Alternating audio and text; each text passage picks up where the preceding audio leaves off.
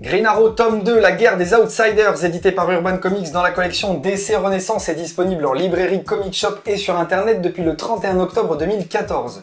Vous pourrez retrouver dans ce hardcover de 176 pages les épisodes 25 à 31 de la série, et en bonus, les différentes couvertures, sauf celle du 25, en version ancrée.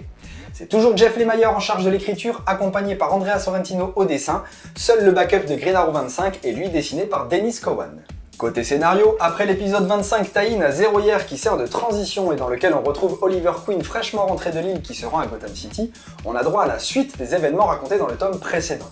Tout juste remis de son affrontement avec le comte Vertigo, Green Arrow va devoir, pour entre autres légitimer sa place dans cette guerre, retourner sur la fameuse île dont il a essayé de s'échapper pendant si longtemps.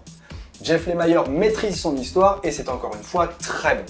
Le tie-in à Zéro Hier nous propose une confrontation habilement racontée, et le retour sur l'île permet au scénariste de nous présenter l'évolution qu'a connue le personnage au fil des années au travers de flashbacks qui constituent un des points clés du récit.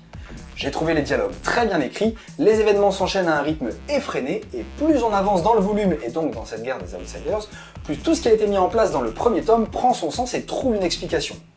Sans oublier bien sûr les révélations sur ce qu'a traversé Oliver lors de son premier séjour sur l'île. Bon alors c'est vrai que tout n'est pas parfait, l'histoire est sur quelques points prévisibles et le personnage de Magus m'a, dans ce tome particulièrement, fait un peu grincer les dents, mais il n'empêche que ça reste bien exécuté par Lemire, les origines retravaillées du personnage et cette toute nouvelle mythologie autour de lui ont été pour moi un vrai régal à découvrir. Côté dessin, on retrouve Andrea Sorrentino et son style atypique. Personnellement, j'ai été subjugué par son travail que je trouve toujours autant en osmose avec l'histoire racontée.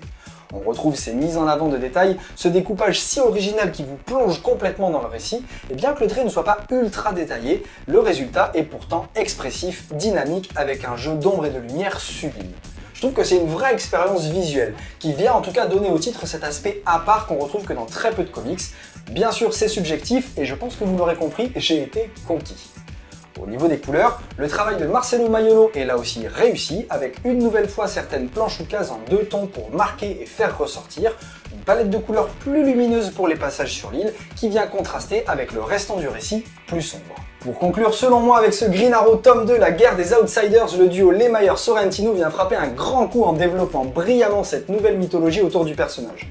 En gros, pour faire simple, si vous avez aimé le tome 1, régalez-vous avec cette superbe suite. Si vous n'avez pas trop aimé le tome 1, passez votre chemin, je doute que ce tome 2 vous intéresse. Si par contre vous n'avez pas encore commencé la série, je dirais que vous avez là un peu moins de 40 € qui méritent largement l'investissement.